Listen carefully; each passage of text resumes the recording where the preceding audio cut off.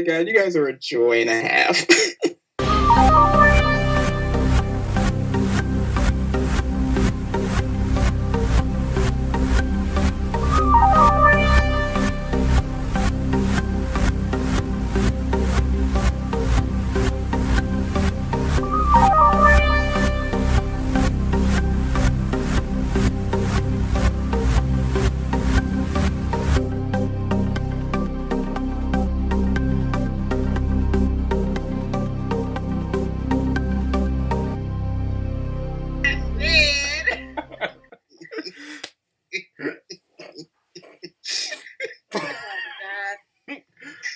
You heard what I said. Let me stop.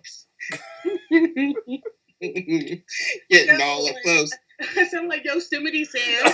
That's what I was thinking. Just get all up close like I said. Oh Lord. But we want this is good. This is good.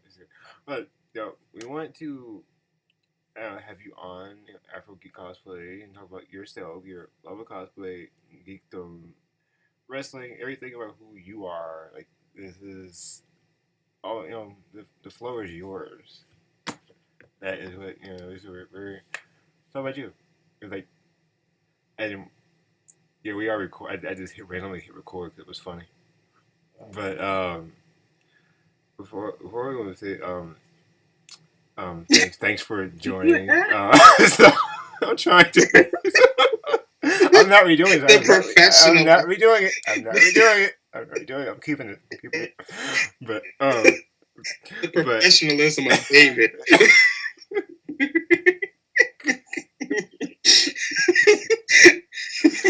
I had a comment. I'm not going to say it.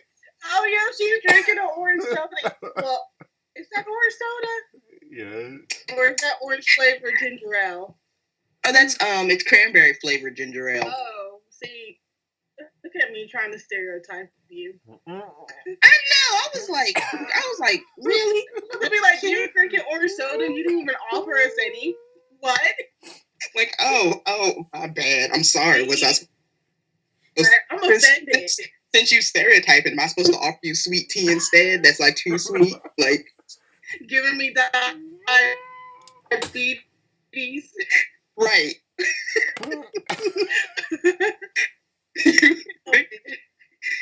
You want some like vinegar based like pulled pork sandwich right now with coleslaw? No, that sounds so good right now. I'm not kidding. Like, I can go to Swans real quick. Like, if that's what you want, though. The fact that you said Swans, there you go. I thought we discussed this. My family's from North Carolina. I forgot, but the Swans truck that would come to your house randomly, and like it was like, hi, we're selling salmon and ice cream sandwiches and vegetables. I'm like, yeah, I remember those days. Oh God! We talked about this before, but I don't think we ever talked about swans. This is fun. I don't ever talk about swans. No, I don't think I ever heard the story. Did you? Okay. For those who are new to the show, my host co-host Frankie K, or Chancellor D. I can't say my own name. Jesus Christ. Okay. Sorry. Let's properly introduce this show. Yeah, let's introduce this show. Welcome back. They always talk about swans. They always Podcast. talk about swans. I'm sorry we're being a bunch of derps. It's fun. Yeah, welcome back. And I am your co-host Frankie K, and I'm with Chancellor the one and only Chancellor D. That's where we're not high or drunk. We're just having fun. Just having fun. But and today we're talking to the AfroGeek Cosplay lady. Yay! Hey everybody! Good.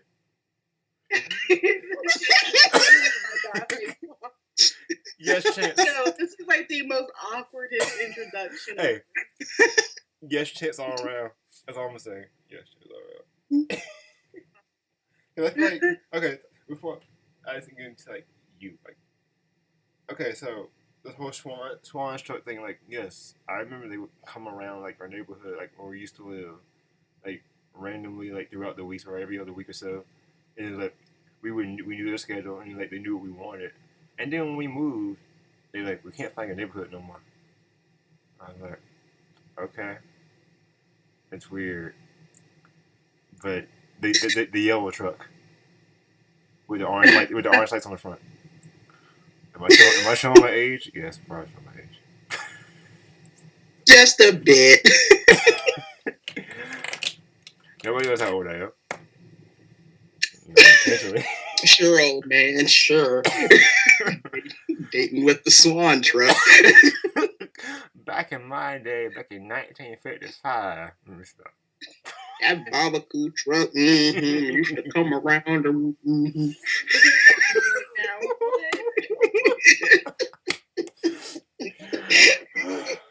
Back in the days of the WWF. Let me stop. When Vincent Kennedy and McMahon ruled the world, and he battled the Orange Cheeto and WrestleMania something. So, I'm done. I'm done. Frankie, you can have the floor. I'm done. Well, way to put me on the spot right there. I'm sitting here trying to like fit in, and then I'm done. Frankie, you do it. Go ahead. I'm gonna say on record, I need that laugh. Thank you guys. You're welcome. You're very welcome. Yeah. Y'all have y'all don't really see being ourselves and goofballs. Y'all don't really see this side of me much, do you? I'm curious. Well, I kind of see the side of you like almost every other week, but to a certain extent. Fair enough. Sir Majin Buu. Have you heard Majin Buu's expression? No. I like chocolate. No. You leave this podcast, you demon. You get out. Or the other one. Simba. Everything the light touches is ours. But father, what about the shell earring? You must never go there, Simba. Or the classic, Emperor Palpatine. Execute Order 66. I'm done. Happy 2018, everybody. 2018. We're back. Okay, I'm done. Okay, so AfroGeek Cosplay. Mika. So tell us a little bit about what you do. Okay, so like what I do, like for at least with cosplay is concerned, because my day job is completely boring and too adult for anything I could ever muster. Like what I do is I do a little bit of everything. Like I do vlogging, blogging, prop making, seamstress work, you name it. Like if I want to do it to make my cosplay better, I'm pretty much going to just like go in head first and ask questions later. As long as I have like a bottle of acetone for cleanup, everything is fine. Nothing can like literally stop me. True. So I was looking through some of your articles, and I saw something that basically was talking about cosplay isn't consent. Ooh, yes. It kind of like spoke to me because I went through a situation similar to that I'm going to share in a video later this week. So what do you have to say about that? Do you like want to elaborate on that a little bit? Yeah, so the article I believe you're talking about, I think if I remember the title is about cosplay not being a fetish. And it comes from my personal experience because I'm single, so I naturally, it's like, okay, I want to check out the dating pool. Let's see what's out there. And usually when certain guys, they find out I cosplay, it's either you get the nerdy ones who are like, oh, that's so cool. You cosplay. What cons do you go to? Yada, yada, yada. But those kind of guys are so few and far between. I usually get the other guys where it's like, oh, that is so sexy. You should dress up as Catwoman, or you should dress up as Wonder Woman. And they never, and not there's anything wrong with Catwoman or Wonder Woman. It's just like they never give me character traits like, oh, you're very crafty, or you're very strong, you're very, they never describe the women. They just think catsuit, bodysuit, something sexy, boobies.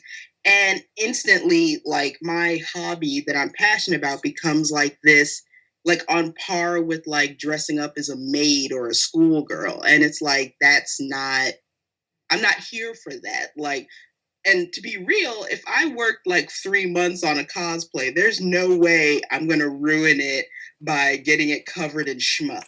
Like, that's not what this is, Or it's like, what? Like, I get it. Cosplay can be sexy. It can be cool, but it's not a fetish. It's not a kink, Like, if it's your kink, that's cool. But leave me out of it unless I explicitly tell you, like, hey, I would, be okay with doing that. Or like, why would you say that to someone first time talking to them? And it's always like in the article, I think I posted like screenshots of other girls going through the same thing. And it's like, it seemed to be like the most common thing dudes just want to say to a chick, like, oh, I like how you wore that cat suit, or I like how that raven of yours showing them legs. And it's like, stop. Yeah, in the video I'm going to post, I'll share the story briefly.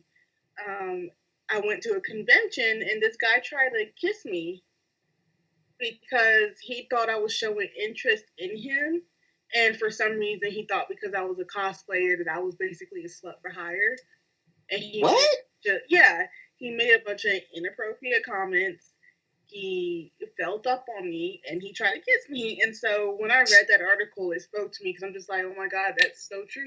They really do think because you're dressed up in a costume, whether it's just like a costume that's just modest or something that shows off a lot of skin, they just think because you're dressed up that you're basically out there, putting yourself out there for, or, just wanting to be touched and having sex and just stupid things like that. So, yeah.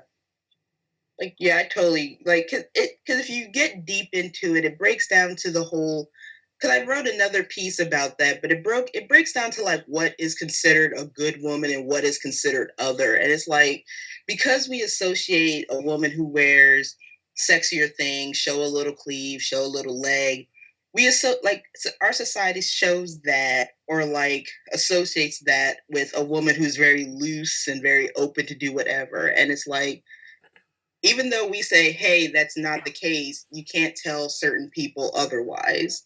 And it's sad that translates over into cosplay, that like, if you're comfortable with yourself to show parts of yourself, and people think that's like a free invitation to either, pick you up. Because I've heard stories about girls who are like, someone would ask like, oh, can I take a picture with you? And it's like, cool, yeah, sure. And then they would pick them up and like, and it's like, what the heck? Like, I didn't consent to you picking me up. Or they would, like I had one guy, I was doing Lady Deadpool, and his hand was like, it was on my waist, but it was like slightly like low on my waist. Like if he went any lower, he probably would be grabbing booty cheeks. And it's like, I said yes to the picture, not yes to you can touch my lady meat. That's not what this is, And it sucks. It really does. Because if you retaliate on it, then you're a bitch. Flat out. But if you don't say anything, then and then you do mention it later, then people start questioning, well, why didn't you say something right then and there? Because you were scared of their reaction and how they were going to react towards you, reacting to them touching you. You don't know the person, you don't know what they can do.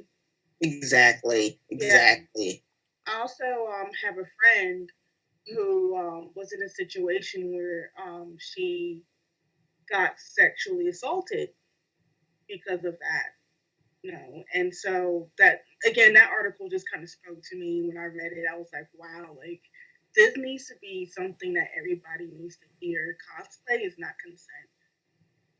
I don't care how drunk I am. I don't care much how much skin I'm showing. It's not consent. So exactly. Yeah. Don't touch me. Yes. Yeah. I'm curious, like when you're like writing articles like that, like subject matter, like what kind of like feedback do you get from readers? Depending on what kind of article it is, but for ones like that one, it's kind of similar to what Frankie was feeling. Like a lot of girls, a lot of like, women have come and just kind of said, yes, something like this happened to me. Or they would all, like, it would all trigger a memory of like something you thought was so small. Like, for example, like back to that example of getting picked up and for, in a picture, whatever. It's like, holy crap. That happened, or like my dating experience, because I like to write from, like, when I write certain pieces like that, I like to pull from my own personal experience, like, like I said, how some people respond to me, when I tell them I cosplay, or I tell them I go to conventions and stuff, like, it either can go really sexual or it could really go, show your nerd card, how, women aren't into this. And it's like, it's really interesting to like, either get aggressive men who want to say, well, you shouldn't do this, you shouldn't do that. Or you get girls who are like, yeah, this happened to me, or I don't understand why this happened. So it can go across the board. It's just kind of, it's really sad to hear how many people this happens to, especially to dudes. Like, you don't hear it often with men, but it also happens with men, like, grabbing butts or grabbing crotches, or doing things where it's like, you wouldn't do that to, why are you doing that to him because he's dressed up as Nightwing or something, It's almost like people are given like this unspoken or they take what you wear as like this unspoken like permission to say, you're dressed as this character that I've either sexualized or fantasized about, whatever. It's like, well, you're the embodiment of what I envision, so I can do whatever I want. But your regular laws do apply no matter what you're wearing. You wouldn't just go to somebody on the street and try and have your way with them, if they were in regular clothes or not. So it's just like, it's just like when people can take this cosplay, it's called costume play, they take it too seriously, and it's like they forget that real life still applies. Exactly. Because it's like, and I don't want to say that's a problem or a thing I think of in the cosplay community in general, but like the cosplay community likes to, the cosplay community likes to tote inclusivity, diversity, intersectionality, and all that other stuff. But it's like, just like any community, we still fall to certain negative aspects, just like any other society. Like, we have our racism, sexism, like fat shaming, slut shaming, all that stuff. So it's like, even though we're a warm bunch of people, there's still pockets of like, why are you here kind of stuff, or things that just kind of make you don't even wanna, because it's like, Lord Jesus, I don't want to get touched today. Yeah, like I agree with you, and I always find the people that always make those comments, always disagreeing or just slut shaming, fat shaming. They are the scummiest, sloppiest people on this planet sometimes, and I'm just like, you have no room to talk at all. Yet you're opening your mouth, but you're hiding behind a computer the whole time. You won't say this to me in my face at all. Won't. But you immediately type away. So I just, this community, I love it at the same time. It's like a love-hate relationship. Mm-hmm. And it's just, like, you got your ups, you got your downs.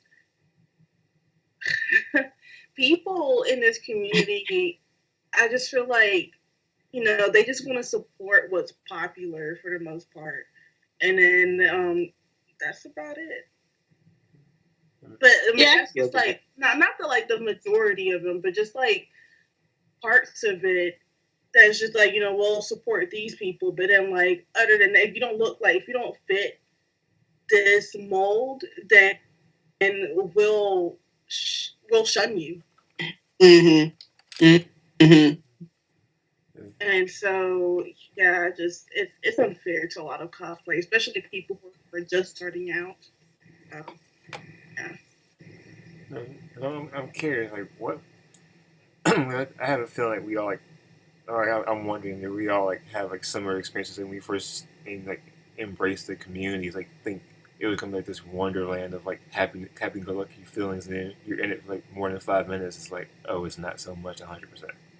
Like, what was that for you? Like what was it like for you when you first started? I'm curious. For me, when I first started, because I first started cosplaying like my first year of college, so that's like around 2008. Yeah, like around 2008-ish, something like that. And when I first started, because I knew of cosplay, but I never seen it in life. So when I first joined and did my first cosplay, it was like the whole wide-eyed, precious baby to the world. It was like, oh, this is cool. You see all these people.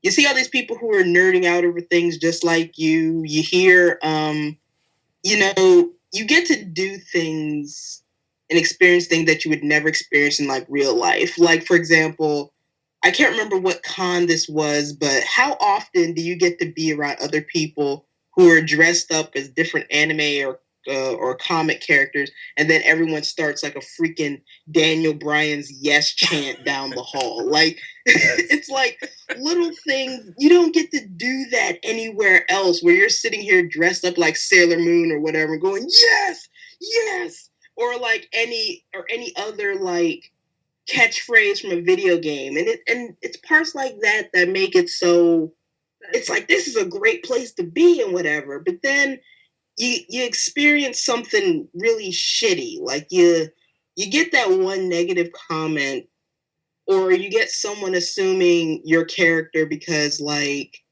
there's only like so many black characters that they can think of, and somehow you fit that one black character, or you get regaled to the black version of, or something like that. And then it's like that whole wide-eyed beauty just kind of dies, if that makes sense. It's just kind of like, well, this isn't the place I thought it was, And you have to take a stand on, are you going to let little small things like that stop you from doing something that still has that wonder and love, or are you going to let the people who are pretty much assholes kind of like push you out? Like, because for me, I think the first time, or one of the first times I realized that like, holy crap,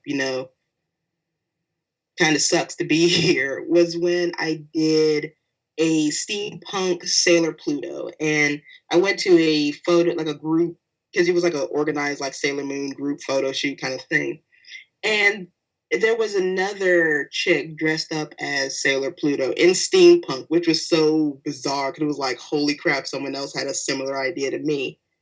And it was so, and I was just talking to her, but I noticed that like different photographers would just ask her for her picture, right? And not ask me for my picture. And part of me was thinking, okay, it may be craftsmanship. It might be, maybe mine wasn't well put together or something. But then it's like, is it really because mine wasn't well put together? Is it really because you couldn't tell who I was?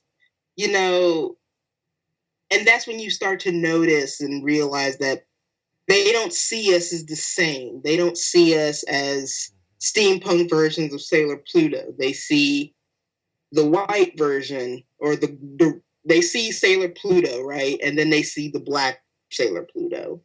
I don't want the black Sailor Pluto. I want the normal canon Sailor Pluto, even though she's not canon whatsoever. And it's nothing against her, because she's a great person, but it's just It's the people who were more or less making it obvious for me to move aside so they can get her picture. You know? Yeah. Like I was mentioning earlier, like you have to fit this mold. And if you don't fit it, then they just don't want to push you aside, basically. I had a situation similar to that. I was at Animazement a few years ago, and I was standing in this line, and this photographer was just taking pictures of a bunch of cosplayers. And, he just kept calling random people to go up, but he just would never call me. So eventually I just left because I was standing there for a while waiting to take. And what killed me is that he was black. On top of that, he was black. Mm-hmm. And he was calling everybody that was white. And of course, I was the only black girl there. And, and not only white, Asian, anything else but black. Mm-hmm. Yeah, I stood there for a while. I was just like, fuck it. I'll just go somewhere else and get my pictures taken. I don't need his photo. Like, I don't need for him to take my picture. That's fine. But it's just, it's crazy. Especially for someone who is black on top of that to just dismiss their own race. Oh yeah. Like, cause that reminds me, like, literally the last photographer I remember at that whole Sailor Pluto thing was pretty much a nerdy black dude, and it's just like, wow, my guy, really? Yeah. It's like, sorry, I'm not your canon waifu. All right. It's weird because then, like, you hear photographers, some photographers say, like, well, I don't know how to shoot black people, and like, you're supposed to either underexpose or overexpose based upon the person's skin tone. That's what they teach you in like photojournalism or whatever, like 101. So what's your excuse? And also, Google exists. Yeah, I know. You can Google. How do you do it? Yeah. You can YouTube it. Yeah, you can YouTube how to, like, take certain pictures, or David said, like, underexposed, overexposed.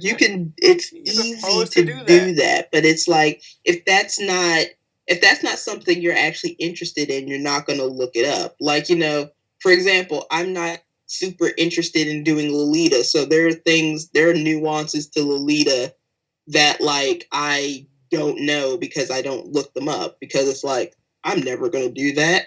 Poof. Just same thing with, like, certain photographers and people of the like. Like, if you're not looking for something, you're not going to find it.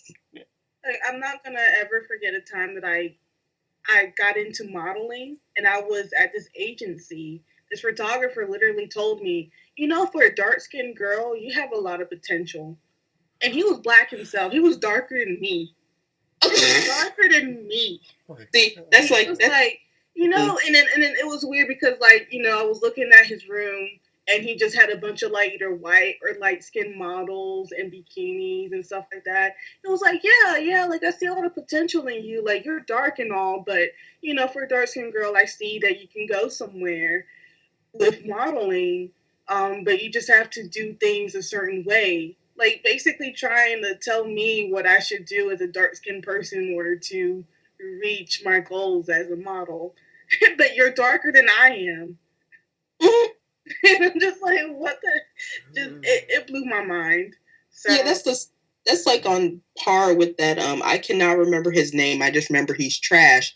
But it's that one of those new trap rap dudes who is, like, dark as all get out, and he has, like, the weirdest of hair. And he made a comment saying that like, either he said black girls or he said dark skinned girls can't wear red lipstick.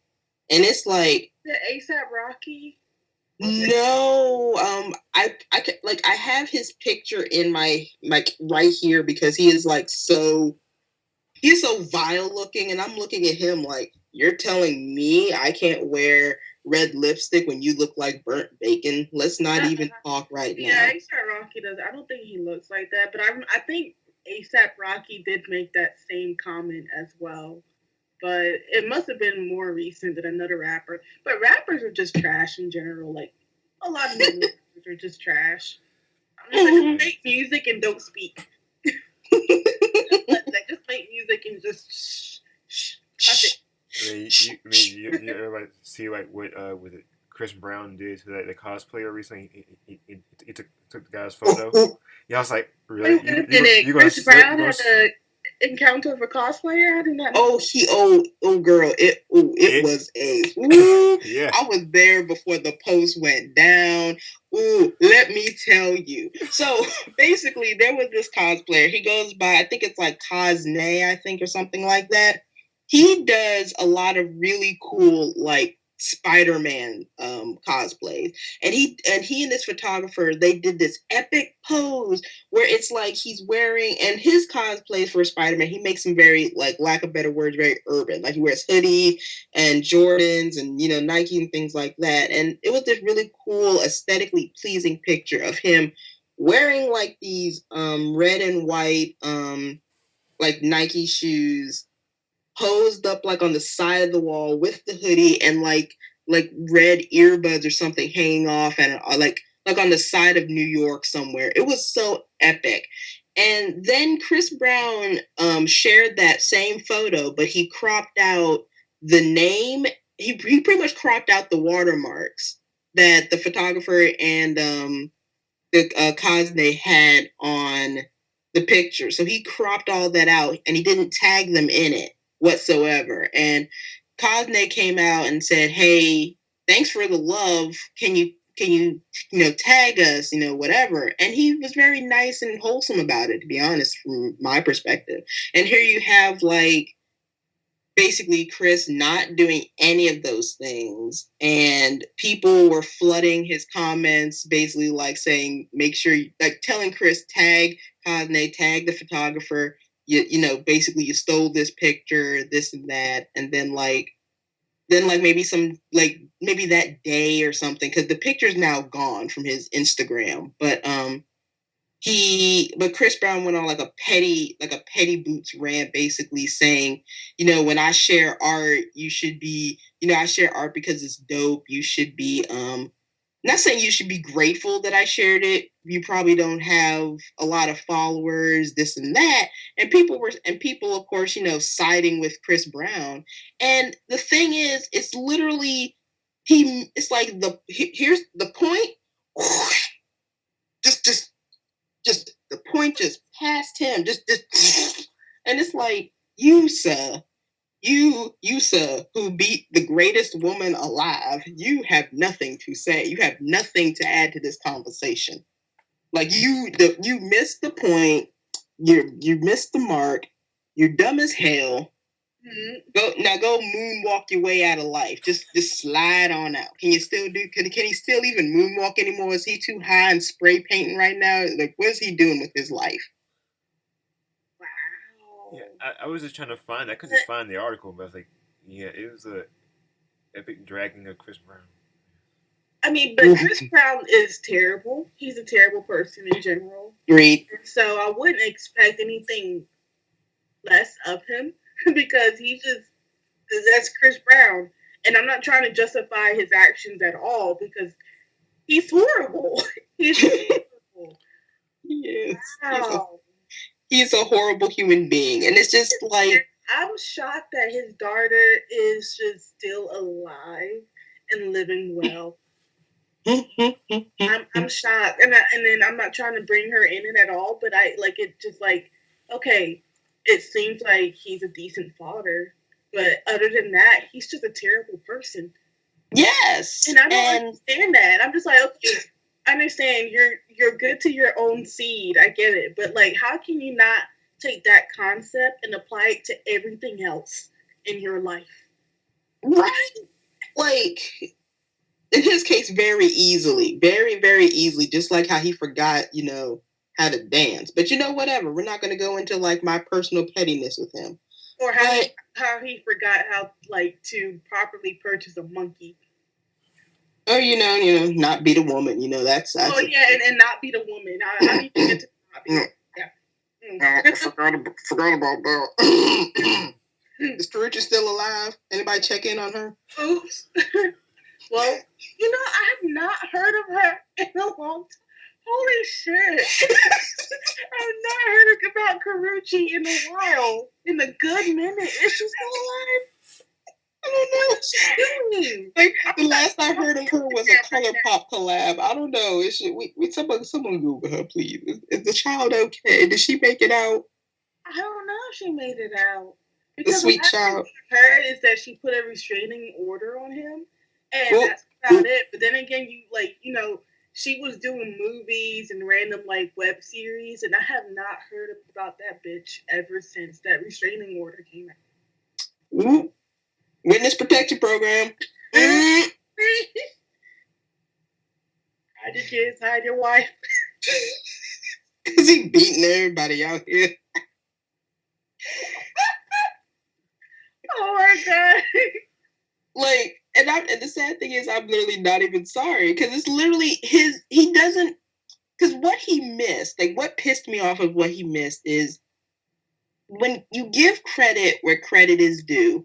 You stole a picture that had obvious watermarks in it, and you can't give me BS like, oh, Instagram reformatting. No, because the photographer and Cosplay, they shared the picture with the watermark, same size and everything. You just, took out, it's just like, and it's not even, it's just he totally missed the point. It's not like they were saying, they deserve it, or, basically, when Cosplay came for him, he came and just said, hey, you took the watermarks out, can you just at least tag us in the picture, because it is our photo.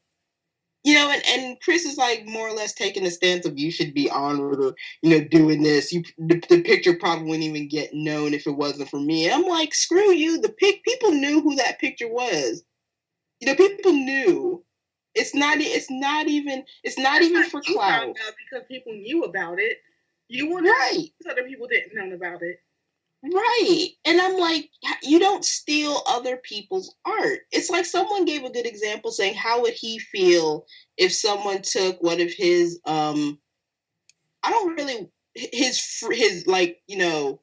his like refrigerator pieces and took that and said like, hey, I did this piece just laying, this is a thought piece, or they just shared it. He would feel mad and probably get in his feelings about someone stealing his stuff. Or what if someone stole one of his songs and said, yeah, I just sung this in the studio today? He would get mad. And like the fact that he can't apply that to like, you don't take something, especially art, from someone else and not give them credit. Plagiarism 101. Yeah. Right. You nailed it on the head. What do you learn in school? If you did that in school, you get expelled, or whatever. You can't. But he, like so many others, because they have celebrity status, they can do what they want, or they feel like they can do what they want. Yeah. The king of everything. So it's weird, but I do want to ask you, like, when did you get into like writing? Have you always been a writer? Or is that like a passion of yours? Funny story. So I actually wanted to become a writer. Like I wanted to go to school for writing. Like I wanted to be a poet, really.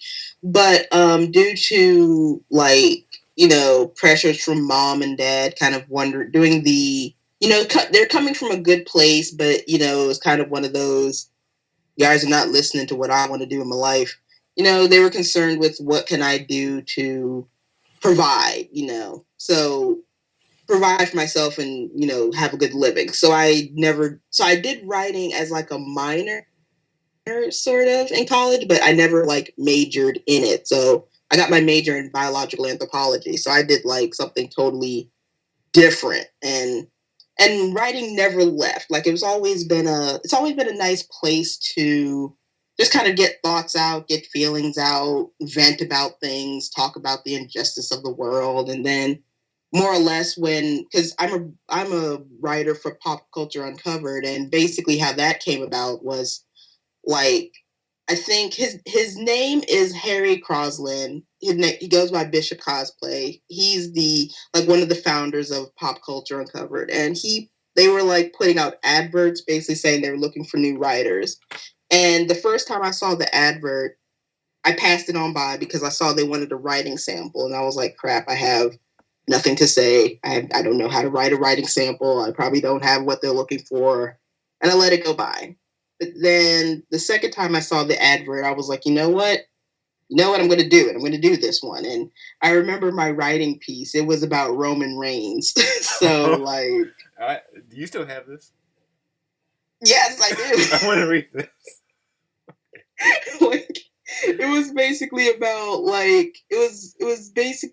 What they wanted to write sample was... Because the articles we had to submit had to be a minimum page and a half. So it was a page and a half of me basically saying, like, how I see the potential in Roman Reigns, like how, the clout he's getting now. And because this was back when people were booing the everlasting shit out of him. Like, anytime he just did anything, it was like, die!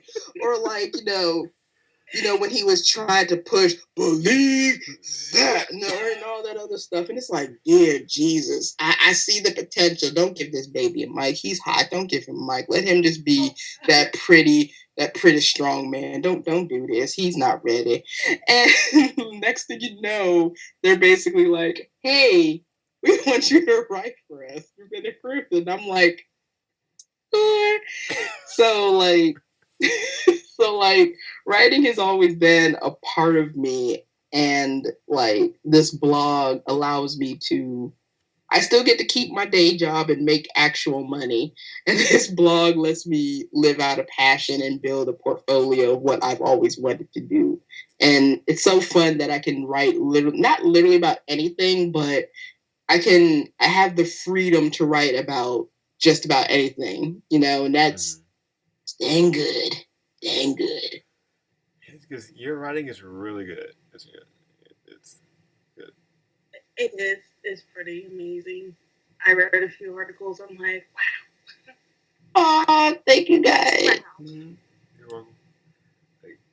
If I wasn't so brown, you'd see the blush on my face. No, I don't care what anybody can say. I don't care what anyone says. Black people can blush and you can see it. You can see it. Anyone says it's like your face just changes its color, it's and about your eyes it's too. Your color, I can't describe it, but I've seen David blush before. Don't talk about this. Oh, no. I can see that too. Like I can totally get that. See, he's leaping. I can see you. See, we see you. Yes, we see you. Frankie, you've seen it in person. You should get this like nice warm color. Like right now. Warm, like almost like golden, like it just shines. Like an anime character. Oh, he's hiding. He's turtle shelling.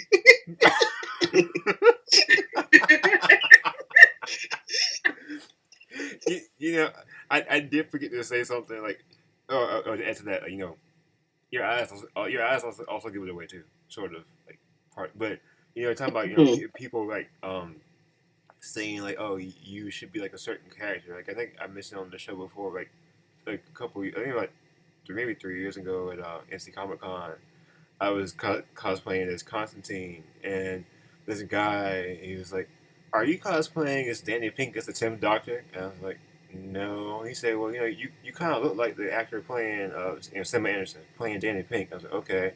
And I called a friend of mine and told them, and they're like, "Yeah, I told you look like him." But then the more I thought about it, I was like, because I'm black, I look like an actor who. So you think and I'm wearing a trench coat. Oh, okay. And like it was that little slow build, and then when it hit me, I was like, oh, I get it. Okay. Mm-hmm. So now just like I'll just post every now and then. I'm like, here you go. Here's my experience, but I don't talk about it much. It's just like, okay, person typecast me or whatever. Yeah. But, it happens. Yeah, I'm like, whatever. I remember this one time when I first debuted my Sailor Moon cosplay, and I posted it in the animation group. And this guy, he literally was just like, "Can Sailor Moon be black?" And I'm like, "Why does it matter? I'm Sailor Moon. She's majestic as fuck, and so am I." Can Sailor Moon be black? There's such thing as a Black Sailor Moon? I don't understand. I'm confused. Can Sailor Moon be black? Well, you can be 3 inches. I was going to say something so inappropriate, and I'm like, no, let's try to keep it. Let's not go there. Like that kind of stuff. It just really freaking grinds my gears, because it's just like, it's like I get a lot of, oh, you should be Storm. And not saying Storm is not badass, because Storm is strictly badass. Like, there is nothing. She's just badass incarnate. She's just great. But the undertone of that is, I know people are saying that. So, not all people who told me this, but some people who said this. It's like, are you saying that because I'm black, she's black, I'm a black woman, she's a black woman? Do you not know about any other black superheroes besides Storm? So you're just saying I should stick to Storm? You know how many Storm cosplayers there are? I'm a Storm cosplayer myself. And I'm tired of wearing her. I'm so tired. I'm fed up of it. And everywhere I go, they're like, well, where's Storm? I'm like, I wear her all the damn time. Yes, because it's like, because when it comes to like the cosplays I've done in my like short little career, whatever the heck you want to call it, it's like I don't avoid black characters, but and there's nothing wrong with cosplaying black characters, but it's like I don't like the feeling that like I should cosplay black characters because they're black. Like, I want to, if I cosplay someone or something, I want to do it because something about them like resonated with me. Like or like they're just so cool. I'm just like, yes, I need to replicate this, but not because it's like literally, well, because they're black, I'm black, and that's pretty much all I got going for me. Black. No, black. Black. But this brings a good point, because Blerdlines has just started. You think people are going to say, well, now because that's out, but people are going to do it? Like, doesn't mean we're going to do it. I mean, yeah, I want to, but still, it's just like, it has nothing to do with the show. It's just, the characters. I mean, he's been around. Right. He's been around since 1977. So it's the show. I mean, the show just puts him like more in the forefront for a lot of people. Actually, question: how do y'all feel about white people or people who aren't white? I mean, who aren't black cosplaying characters who are black or of color, without doing blackface though? Okay. Because we already did that shit. I'm okay with it. Like, to me, because when I think of characters, I'm like, hey, do you, because every character that you can find, whether it's in comics, anime, video game, something about that person is going to stick with somebody. And, you're going to, as a nerd and a cosplayer, you're going to want to replicate it. That's just fact. That's what happens. That's what we all do. It's like, holy shit, I need to do that. We all have that instinct. So to me, when I see like, white people or, non-POC cosplay, like, a person of color cosplay, like, like I saw a White Storm, or, white chick doing Storm or something like that. It's like, to me, it's not a problem. I don't care. As long as they don't do anything that's too, like, you kind of didn't need to do that. Like, like you said, black facing, or, wearing like a outrageously dread wig or something that's just like, oh, that's what you think. Oh, y'all just magically just pop out of the womb with dreads. Like, that totally just happened. Like, it's just like, you can do you, because like, I know for a fact, like, I'm going to do Poison Ivy, right?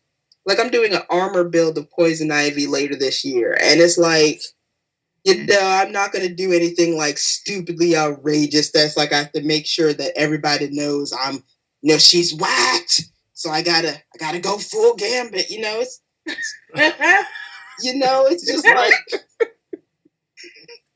but you're right. Because it's like, it's not that deep. Cause it's not that deep. It's like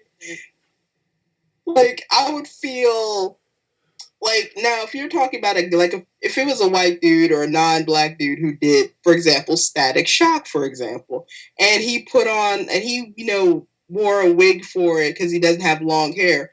Okay, that's fine, that's cool. And then you realize he dreaded the hair, and it's like, oh, okay. So, it's like you have the coat, you have the symbol, you have the disc thing, you have the mask, you have like a electric strobe ball because you just want to be fancy. That's fine. Did you need to take that Arta wig and dread it up a little bit? Was that necessary? We all know Virgil got dreads, but did you really need to do that? What? No. It's like, well, I want to be accurate as possible. No, his early versions, he had like short hair, so you just watched the cartoon. You just watched the cartoon, didn't you? Okay. Gotcha. Well, I hate that, be accurate as possible, especially when it comes to like black facing, like people who want to cosplay like that. One makeup artist that cosplayed the show from Walking Dead, and she painted her face black. And like, we just wanted to do that. All she needed to do was just put on an outfit and everything. You would have known who she was. And this is another thing that I want to talk about is that, like, when a bunch of like people do blackface, I feel like they do it on purpose to get attention because that by us having, like, we're gonna of course have an uproar about the whole situation, and by us doing so, they get a lot of attention from it. I totally feel that. Like, I totally see the doing it for attention, because obviously if you do it right, people are going to flood to your page to see it, and you're going to get people you're either going to get people defending it, or you're going to get people telling you it's crap. And what usually happens after that? Someone writes an article about it. Someone tags their picture in it in the article, and next thing you know, they're getting like a lot more people. They're getting a lot more traffic right to their page, and it's like, and it happens each and every time. Like just about every like black-facing cosplayer that happened, like the South Korean cosplayer who did Sombra. She got a lot of clout, after all that, because there was like how many articles written about that. And then the Walking Dead one, she got so many articles. Heck, there's even articles I know now that still reference back to her. Because she does it. Right. And the thing is, it's so stupid because it's like, okay, you guys, you're talking about accuracy and everything. But let me tell you, if I went to either, like, if I, because I'm not going to spend money on something like that stupid. But if I went to, like, every last Walmart, Walgreens, or whatever, and got, like, 18 bottles of, like, CoverGirl beige or something, and I went and I, beiged it up for, like, any cosplay I do, you're going to feel some type of way. Even if it looked good, even if I blended to the gods, you would feel some type of way. You would feel like, why are you doing this? Or like, why'd you feel the need to do that? It still looks bad. Da, da, da, da. You would feel some type of way. Exactly. But I'm not going to do that because that's a waste of money and covering up my beautiful melanin for nothing. Actually, cheap foundation going to cause me to break out. The heck I look like. I don't know if anybody's seen this video, but I've actually seen a video of a cosplayer. She's POC, and she was cosplaying Naruto, and she actually painted her face white and everything so she can look like Naruto. Oh no! I'm not kidding. I gotta find this video, but I'm not kidding. It's old, but she painted herself white. And she looked so ashy. And I'm like, girl, you didn't need to do that. I need to see this. That has to be a parody. That can't be that seriously. No. She was so serious about it. No. I get it. No. I need to find it. I have to find it. No. She didn't. No. Like blackface, No. But I mean, it's somewhere on YouTube. It's somewhere in the rabbit holes of YouTube. I swear. I don't want to go back to the dark side of YouTube. I've been to the dark side. I don't like it over there. Some things just shouldn't be seen. Frankie, you and your YouTube dark hole days. That's all I'm gonna say. Oh, shut up. No, remember that video you showed us, Frankie? Gracious. Oh, yeah. Yeah, that. I'm very popular for going into the YouTube rabbit hole. Into any type of rabbit hole. I like to dive into the role. No, that sounds terrible. Girl, and you were talking about me trying to keep this family friendly. Just kind of went south real quick, didn't it? I'm gonna ask y'all one question. Kind of keep it afloat for a second. It's like they're like blackface and yellowface and what have you, but then you have people that want to say it's wrong to wear certain attire like kimonos or something. It's like cultural appropriation or something. It's like you're saying you should or shouldn't wear them, but it's like I want to cosplay Samurai Jack one day, but like I'm always kind of like fearful of like I want to do it, but I don't know if I should. It's just like I don't know. Yeah, it's like that's like a weird line to cross. You got to find a way to do it without, crossing that line. Yeah.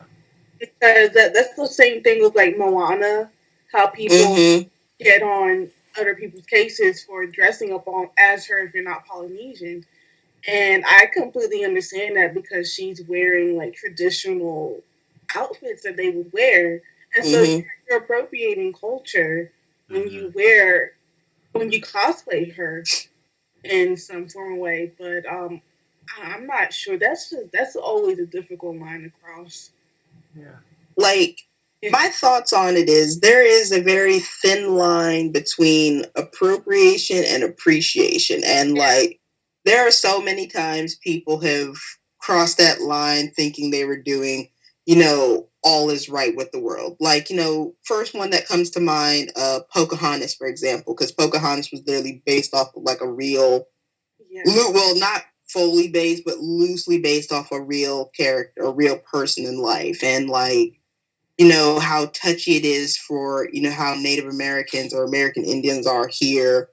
So it's like, ones like that, I wouldn't. But when it comes to certain pieces, like kimonos and things like that, like I know a friend, she is, she's American by all, means of the word, and she loves Japanese culture. Now, not in a weeaboo sense of the, like, kawaii desu, not in that harsh, like, oh, don't do that, please. That's so distasteful. Oh, it is. It is. Especially since, just sidetracking for a bit, even, knowing that, like, some weeaboos had their own language, like, for example, bromodachi.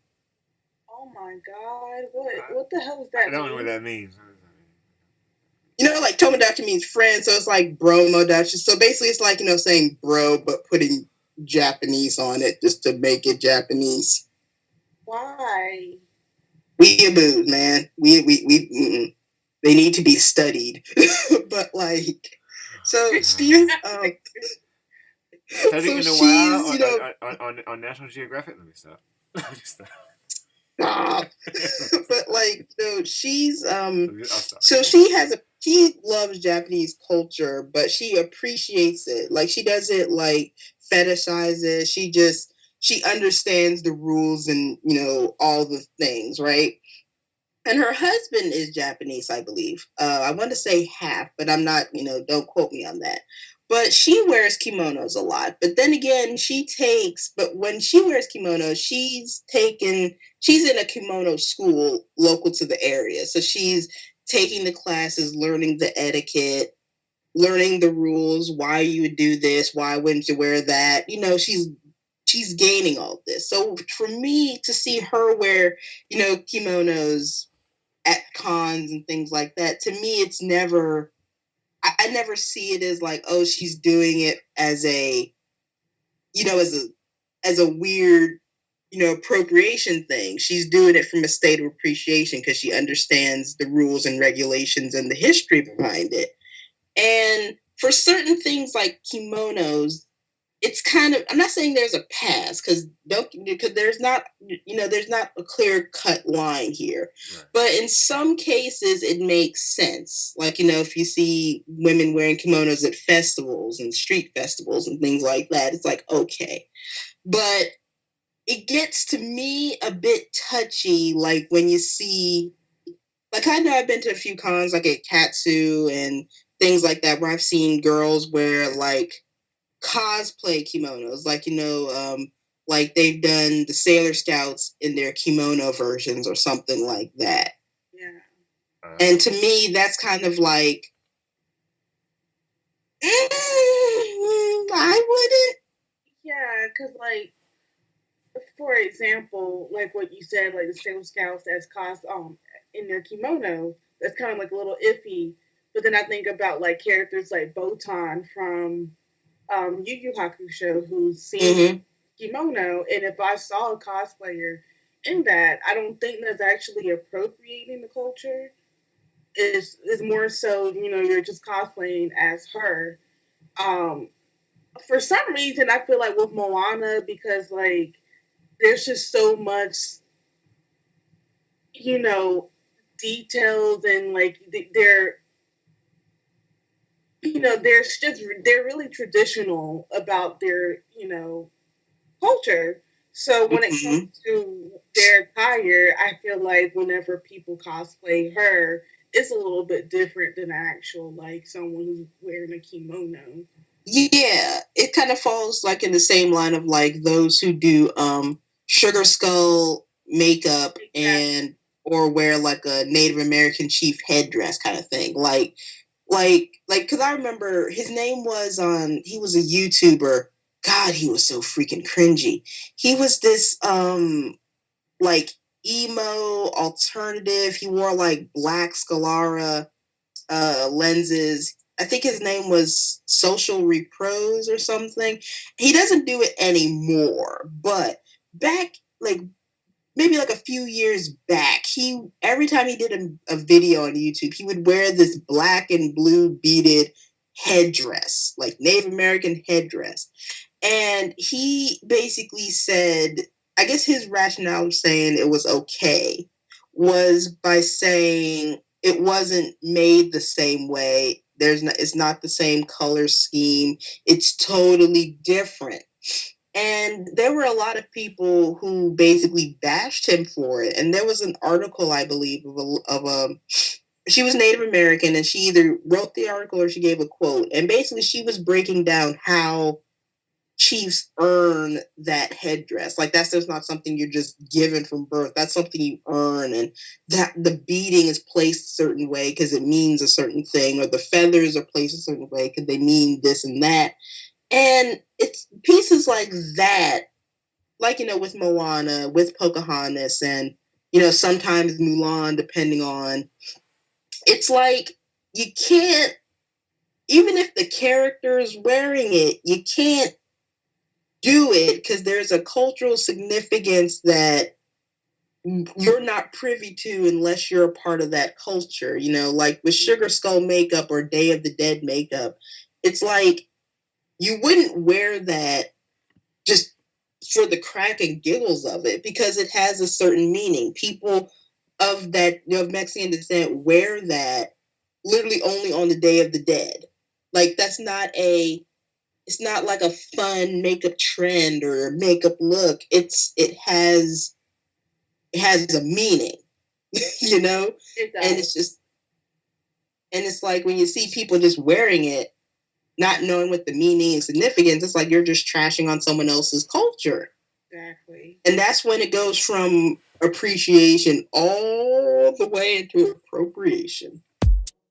Hey everyone, this is AfroGeek Cosplay here with the Blerdlines podcast.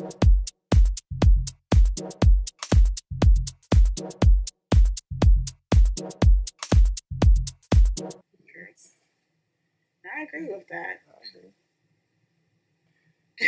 Yeah, it's weird, but then it's people have to be in a position to want to learn, how to better themselves. I mean, I know like when I first went to my first con, like I was like wide eyed. It was like 2009, yeah, the animation, and it was like seeing everything for what it was. I thought it was like this big, open community, people of different, diverse backgrounds coming together, interracial relationships, what have you. And then now being here for a few years, it's like you come to learn a lot of things, especially being in like cosplay groups or other nerd groups. You start to learn like it is an outlet, but yet a lot of people's culture is either they get appropriated or it's just people don't really know how to handle things. They feel like, well, it's in front of me, so I can do what I want. It's where people need to be in a position to learn, so you can't exactly do that because you're offending people. But even though you tell them that, they still feel like, well, I'm trying to be accurate as possible, but no, because you're not affected by it, you don't understand. But that's just a world issue in general. But, Yeah. If people don't want to learn, they're not going to learn. They're going to want to stay ignorant. And they can say all they want to that they're appreciating the culture, but if they don't take the time to actually learn the details and information of what things mean, then, you're appropriating it. And it's all ignorance. It all boils down to ignorance. That's all. But, yeah, and what doesn't help it is, like, especially like in the black community, you got people who are on the outside of like the nerd sphere. They say, well, you're not black enough because you're into that, those cartoons or whatever. They won't take the time to understand. There's no one definition of what it means to be quote unquote black. But that's a long conversation in its own right. True. You can always shut down the conversation by saying, well, you're not really black because you don't know how to cook collard greens with like a smoked turkey leg. Yeah, that's a good comeback. Black eyed peas on New Year's Day? Cornbread? Like, oh, if you don't know why we eat black eyed peas on New Year's Eve, then you're not really black then. Well, I can't eat no great really? Shut up. Ridiculous. Gotcha. But we didn't, should have, asked you in the beginning, where does AfroGeek Cosplay come from? Like, how did you develop your name? Oh, wow. Like, man, like I came up with that name because I was trying to figure out, like, how do I identify myself? Because I was going through not a phase, but I was going through like, I was not saying I was going through a lot in my life, but I was trying to figure out how to brand myself, like me as a person outside of cosplay and me as a Black woman in cosplay. And it's just like, what is aspects of me that just kind of like scream me? And one of the things, and Afro came from literally because I was trying to, like, I wanted it to be, I'm not saying I wanted the name to be as black as possible, because that's not it. But it's like, what do I like about myself? And at the time, I still wear my fro out, but it's winter. My follicles need to like hibernate because, it's real out here. Shea butter freezes. So like I need not my edges to not poof. So I was like, okay, Afro. But I was like trying to think of something that had a fun ring to it. Something that just was something cute and fun, but yet still me. And like that's kind of how because I see myself as a geek. Like I call myself a geek more than I call myself a nerd. So it's like, I like those things. Plop. And here we have AfroGeek. It's a cute name. It's really adorable. I wish I thought about it. It reminds me of like Afro Samurai almost. Like Afro. Yes! So cute. I'm like, man, damn, that's adorable. It's a good way to market your name too. It's like it sticks in your head. Yes, because I wanted something that like, not say that screams I am black from a distance, but it's like I want it to be something where it's like, no, you're not going to misconstrue what my business and passion and who I am as a person is. Like, there you go. Bam. And it's adorable as heck. It is beyond adorable. Like, you can see little stickers everywhere, just AfroGeek shirts everywhere, AfroGeek. It's cute. It's funny enough, I just got business cards for my cosplay, and I have a friend who's a great artist who I'm working with her. I'm going to work with her soon to get a logo done because I want a logo. Nice. It's like your name really like it's like it rolls off like easy. It really is. Because like I like names and it's catchy. It works. Mm-hmm. Yeah. Because it reminds me of like my nickname. And I'm just like, man, I wish I thought about something creative like that.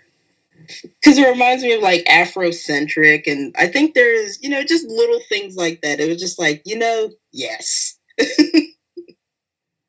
blackness at the forefront. Everything else after.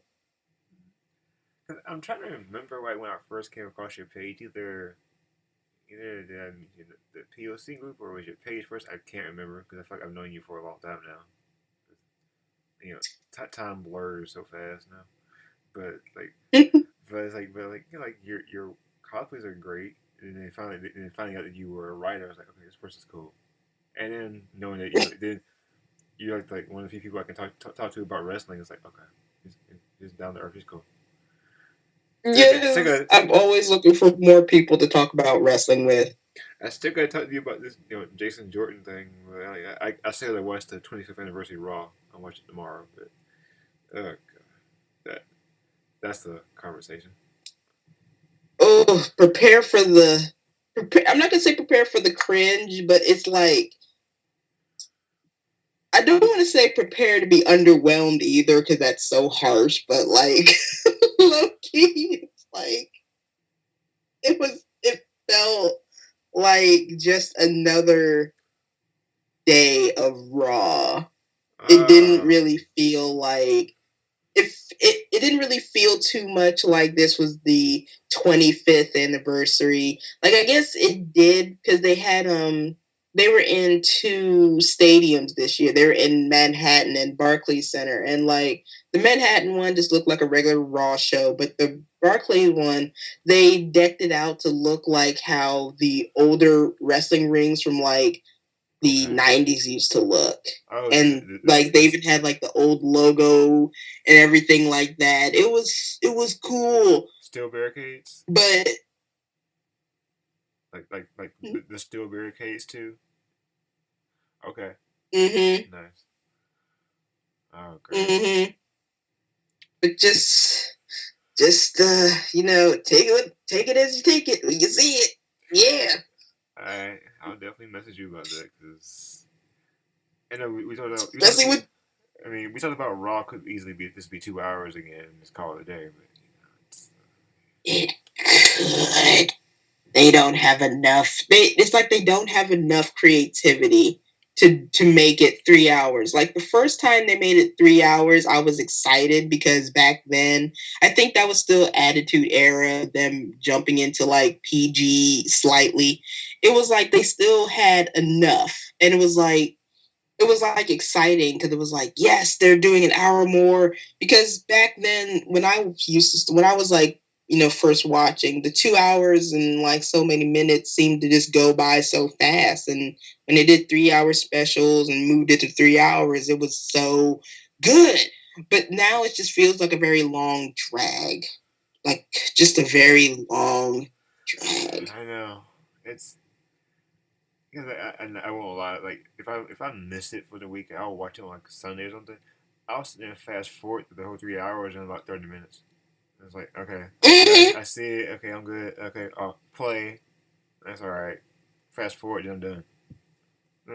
It's like, and sometimes the same with SmackDown. But I'm just like, I want to watch it, but my DVR says you need space. So it's like, okay. When your DVR got clapbacks. It's like no one asked for your feedback, Verizon. No one's here for you. But but to have the company be revolving around that long, I'm like, I give them props, weekly. I think it was only one day when they had that snowstorm when they had to cancel. Out of all episodes, they had that one. That's a good longevity. Not to literally like how many other shows could say they do that besides like what, Jeopardy? Yeah. I mean, you got like Days of Our Lives, the afternoon thing, like daily, but I'm like, yo, As the World Turns, though, like, I'm mad. I'm like, is Victor dead? Like Victor's just still. I remember Victor when I was 8. Like, Victor, how are you still being a thirst trap? Aren't you like 80? Like, those Mr. Steal Your Great Grandma out here. Like, your great grandma. Right. Like, no. This is kids, for those listening, kids. In the afternoon, you go to your grandparents' house or your aunt's house. You get to sit in there, do your homework, or sit there and be quiet for a good 60 minutes because you couldn't talk about nothing because they had to watch their stories. The stories are on. See, for me, it was telenovelas. Okay. Oh, see, that would have been more interesting because it's like the dramatic stares. Everyone's getting water splashed on them or slapped. Right. It's like K-dramas. It's like the most packed into like 30, 45 minutes. And I'm like, how are y'all? Why'd y'all do this to me? I didn't ask for any of this. Freaking extra. Exactly. Because I'm like, yeah. And it's like, oh my God, did you need to do all that? Did that? But then with As the World Turns, they would always do like those dramatic stares and like the piano playing that one key as it fades to black while they're staring like. It's like, you're the father. Oh my God! Robert, I thought you died last week. Oh my God! That just made my mouth. Well, I thought you were. I saw you fall out the building. You saw my brother. I cooked my brother. Like with the same dang music and shit. It's always the same, and it's always some stupid trope. Like, you were sleeping with my twin brother, or the one who died happens to be someone's twin brother. And I'm like, okay, y'all, I know genetics. I've studied. Twins aren't that freaking common. How many of y'all? Like, all y'all can't have twins. There's not always babies involved in this. What's going on here? Stop it, white people. I'm confused. Time travel. Time travel is your answer.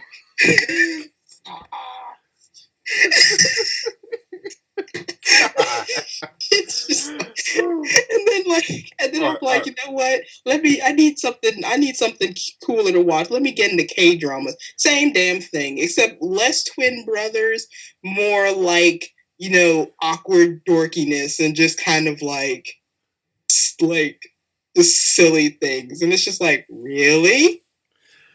Yep. Why? And then it's like, supernatural aspect. And I'm like, why am I emotionally invested? I didn't want this. Who told y'all I needed this? I don't want this. And then sitting here like, oh no, this sexy side guy character who won't get a love interest, but he deserves one because he has. But I'll be yours. Right, I'll be your number one. She's not gonna see you, but I see you in your 6-pack over there. I see all these. I hate how the side guy is always hotter than the main guy. Yes. I hate that. I'm just like, but he's cuter. Why won't you go to him?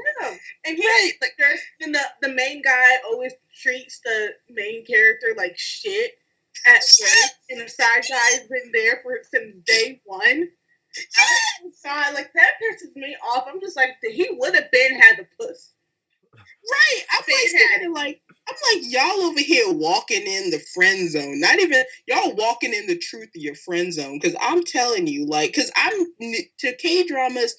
I have friends who are a lot more hardcore than I am, and they've like welcomed me into this, and I was like, okay, this is fine. And then I'm sitting here like, okay, so why is she interested in that guy? He's a jerk. He doesn't know how to cook for some freaky reason. Like, he has mama issues. He's like a soft vanilla version of Christian Grey. You have like this hot guy friend over here, or this hot guy who just also happens to work at the same store as you. He seems like he can cook and he loves his mom. So like or they're like ridiculously rich. Yes, and they're always driving like fancy things and cars. Right, and where is all this money coming from? I need to move to Korea. Right, I'm like, hold up now. Hold up. Okay, there's something wrong with you. Or something like that. Like shit, they're always like rich driving. It's like a rich guy and a poor girl, or vice versa. Yes, and it's just so crazy. Yes, and it's like there are so many times I'm sitting here like, okay, I'm gonna go in on this lead dude because he is trash.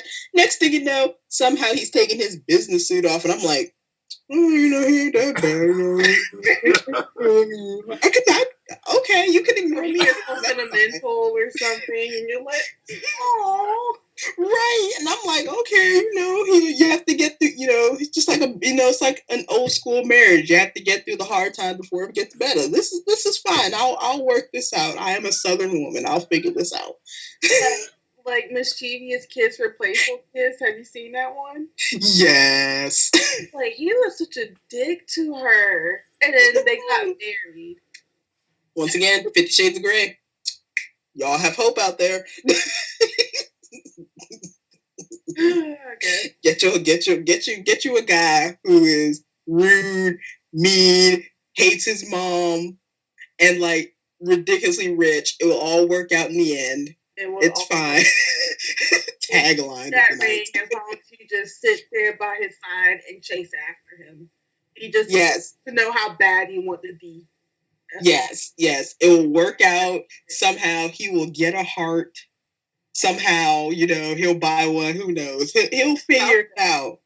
Chancellor is like, oh my God, what's going on?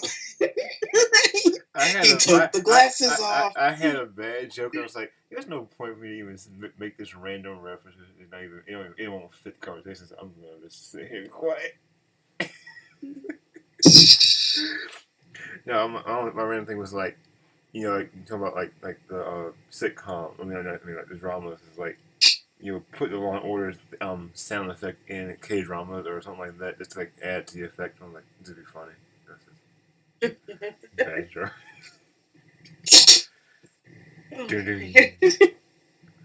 I gotta start watching K-dramas. I know. I've been told this several times. I just haven't started. K-dramas is just like, I don't know. You just have to watch a random clip of it in order to understand it. Mm-hmm.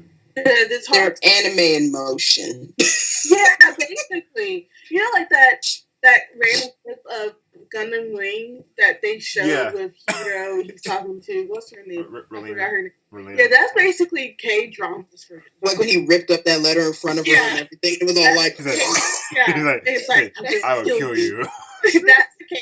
That's how Korean drama. Right, that's K-drama in like a nutshell, because everyone has that kind of moment where it's just like, and it's just like, and you're just sitting here like, really fam, and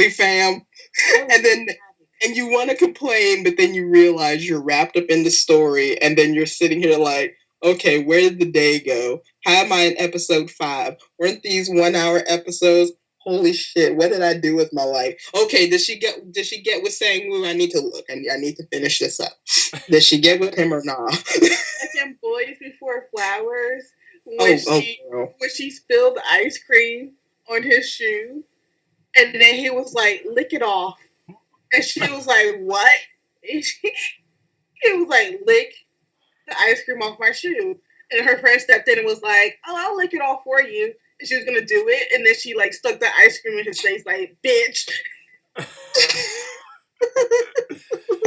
It's just so random, like just random shit like that happened. Yes, and it's literally just like how, because I've always said there is an anime and a genre for everyone. Same thing can be said about K-pop. Like there is a type of K-pop or a type of drama that is suited for you. Like if you want something really lovey-dovey, there's something. If you want something with some kind of drama, there's something. If you want something with the supernatural aspect, there are plenty. If you want, something with a military aspect, there's a few. You want something school-based, there's something for there. If you want something fighting, there's something there. If you want something with like a really bitchy female rival, ooh, I have a list. Let me go find my list. Like, let me be right back.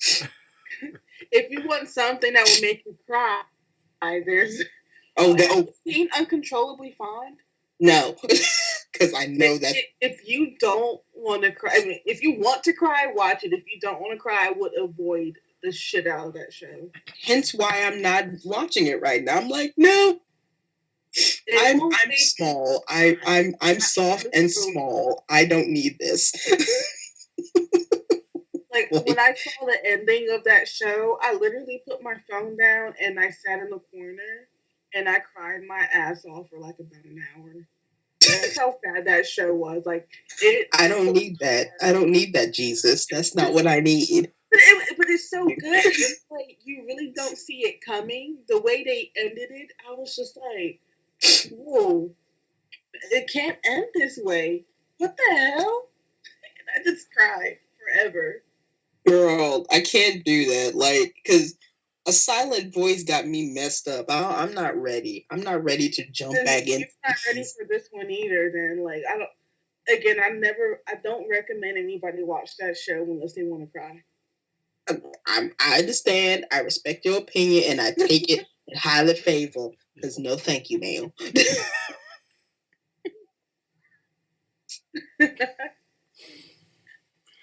Yeah. Oh God. He's done. I got a comment, but before we wrap things up, I have more questions, but like, you're welcome to come back anytime you want to. This is fun. Yeah. I forgot my question. Oh crap. Okay. Okay. So I know, like recently you've been doing like this 30-day cosplay challenge. So how did you start that on your own? Did you come across that like through somebody else, or were you tagged in that? How did they come about? I actually came across it. It's like, so basically, I'm in a Facebook, the Facebook, people, POC cosplayers on Facebook, and I made a post saying, because I wanted to start early, I made a post saying, okay, everyone drop your social media for, the cosplayers, whoever, just drop your, social handles. And literally, I got so many comments, and I got like at least 80, 90 comments, but there were so many different social media handles. I was literally going through like every last one to see and placing what day and everything like that. And I came across this one, I can't remember her name. I remember her pictures like right here in like my forebrain. But I came across her page, and I was kind of like scrolling through her page, looking at her stuff and what she posts.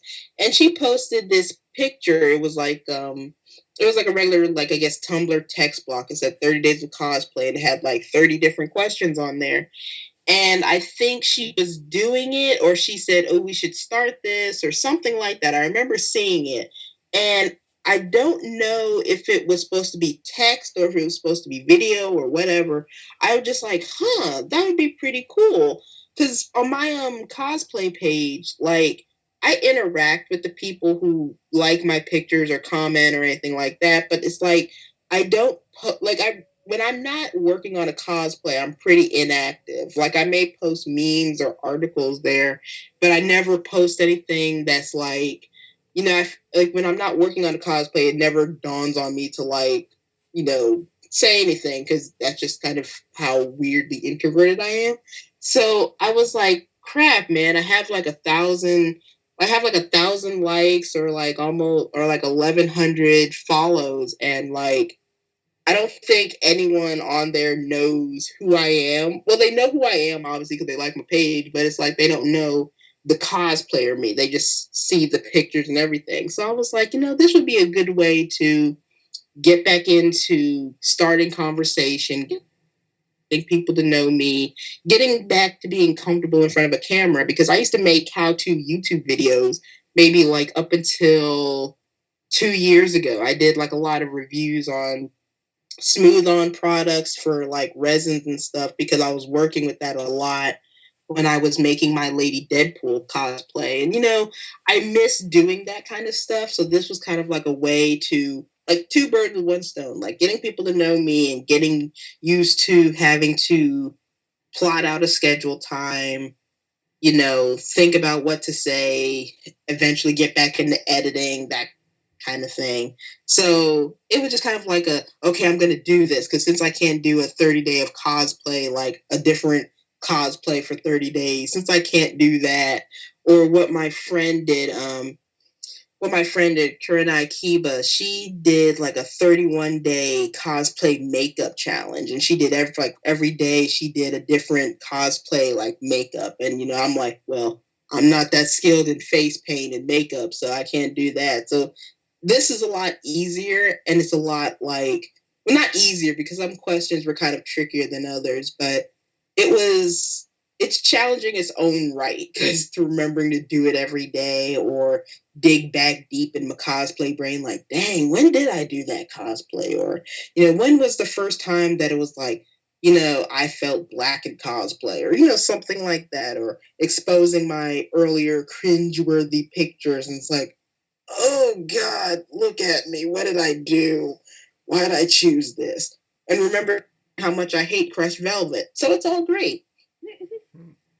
Yeah, speaking of that challenge, I did not continue it yesterday nor today, so I have to play catch up. But good luck. You did inspire me to do that challenge. It was, I saw you do it. I was like, wow, that's really cool. Like, you're just interacting with people and just answering these questions. Even. Yes, because I saw your first video and I was like, she's doing it. And I got to get back on there. Yesterday, I came home and I fell asleep. And then today it's just like been wild. So. Oh, girl, that was totally me. Like, because there have been, like, because I do them mostly when I come home from work, because I still have, like, for one, I still have decent clothing on. So that's also great for Facebook. I'm pretty awake. So it's like, okay, cool. I'm aware. I can think of things. But I've noticed over the weekend and stuff like that, it was kind of hard to do because I sleep hella late and hella in on the weekend. So it's like, oh no. And then when I think about it, I'm like, okay, cool, I'll go get up and do a video. And then I realize, wait a minute, are you dressed like a bum right now? No, I'm not. Yeah, I kind of am. I guess I shouldn't. Where is that wig at? They're not going to see this bonnet. Like, I'm open, but not that open. You don't get me. You don't catch me at edges. No. My edges aren't laid. You can't see them. You don't see me. You don't see raw edges. No, you don't. You don't deserve that, internet.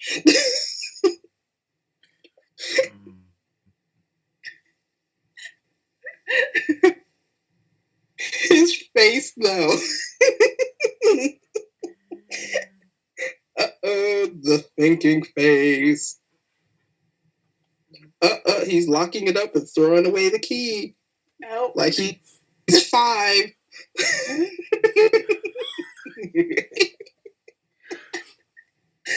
I had a comment. I was like, it doesn't really fit. It doesn't fit. So, okay. Frankie, I know you did. I didn't see your tag until yesterday. So I was like, I gotta start doing this too. So I might just wait till like the first, and then it's like, okay, I can start, and then I should have But then you think about it, there aren't 30 days in February. True, but Mhm. you can go to the beginning of March. Although, like, I'll probably forget. Well, not only that, like I started in the middle of January anyway, so Same. It's so yeah. I'm like, it's for days. It didn't say the month of.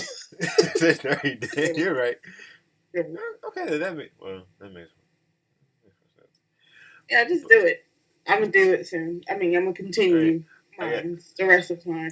I was thinking, to like, cringe-worthy pictures and like, cause like I know like my first cosplay, I only had one picture of that Goku picture online. It's like a random shot I got at a convention. I got someone took care of home. Was never seen the light of day. They look a lot better than that one I got posted. But I'm like, nobody gonna see that. Shoot. I threw away the hair a couple weeks ago because it was like just old.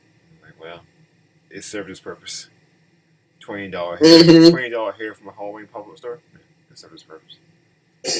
So yeah, I have this cringe-worthy photo of me dressed up as Yoko from Gurren Lagann. I redid cosplay last year, but of course I've gained some weight. And there's nothing wrong with me, like, being bigger and wearing a costume. It's the angle that the photo was taking at. Mm-hmm. It was so bad. And I'm just like, why would you take a photo of me at that angle, knowing that I have a little bit of a chub going down there? It was so bad. It was so bad. I'm like, dude, really? Yes. But I just didn't really, tag myself in the thing. So. Mm-hmm. Like, cause that's what my video was for the day. Cause I think it said, the question was it said, not even a question. It said, show us your most cosplay derpy photo. And like the one I showed, cause I showed it in the video, and it was my third cosplay. And the only reason why I said it was derpy was because, like, when you cosplay, no one tells you, oh yeah, you're gonna start thinking about poses and angles and like how to position yourself. Like, no one tells you that when you first start cosplay. It's just something but the more you do it, you just pick up like, oh, there are certain poses that would make sense for this character, or there are certain angles or certain stances like this character, like this character stands a certain way or holds their hand a certain way that makes so much sense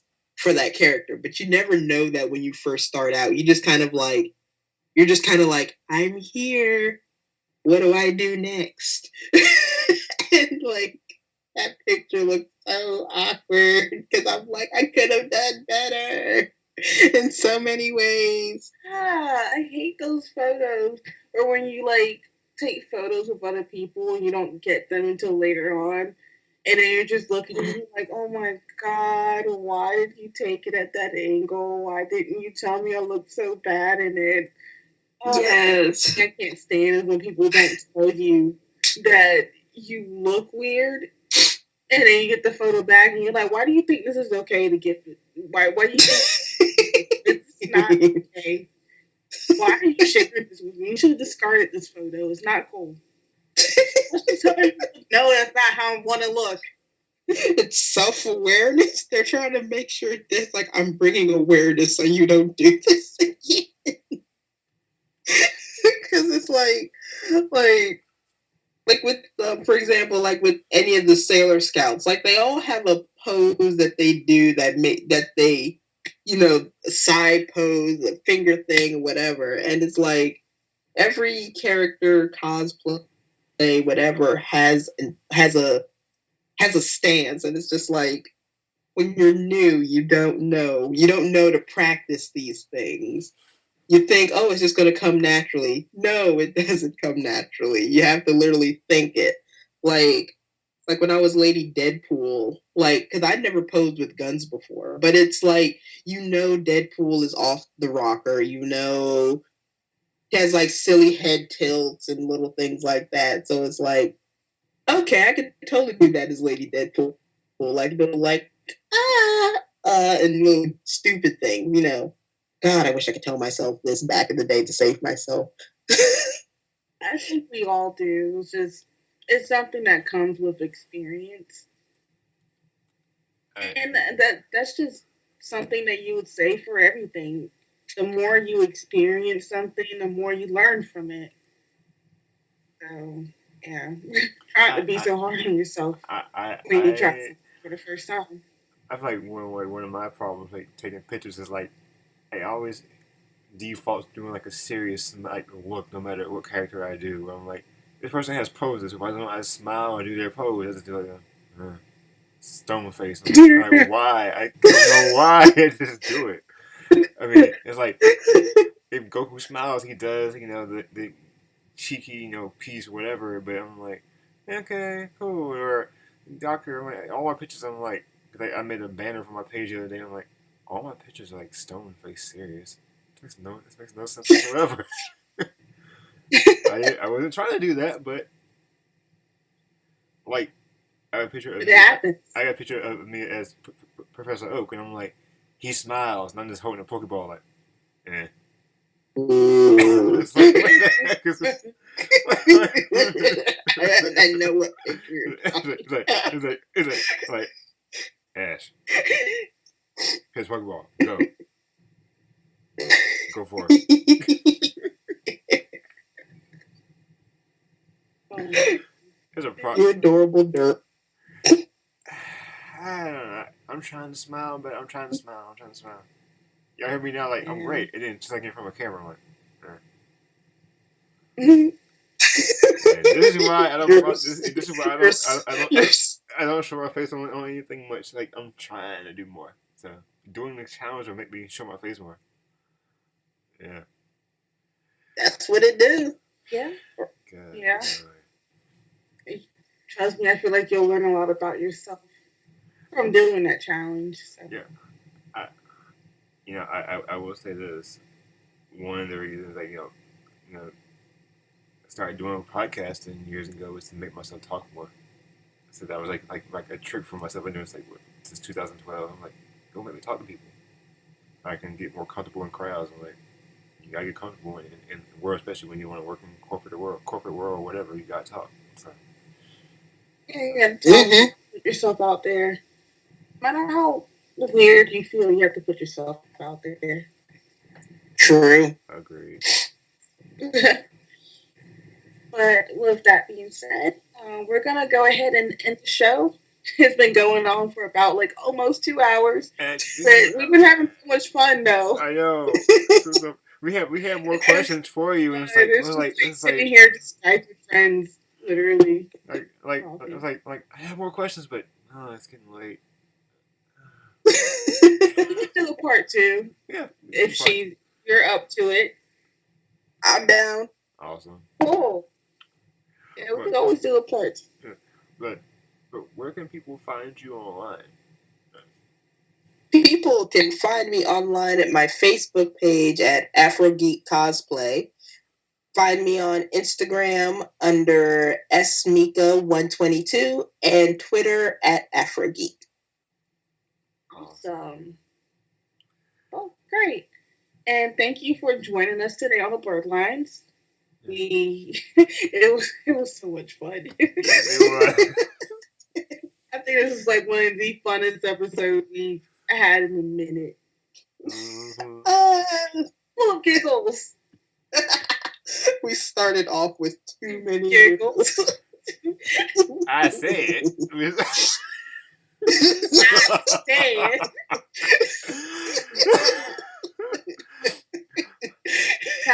Now I said, okay, let me stop.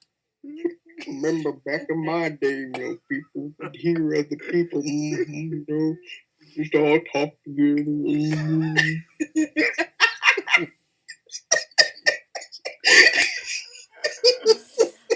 Oh, God.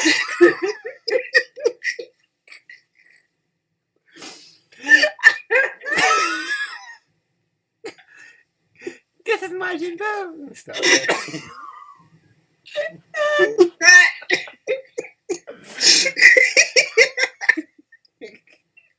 Oh, God. crying laughing.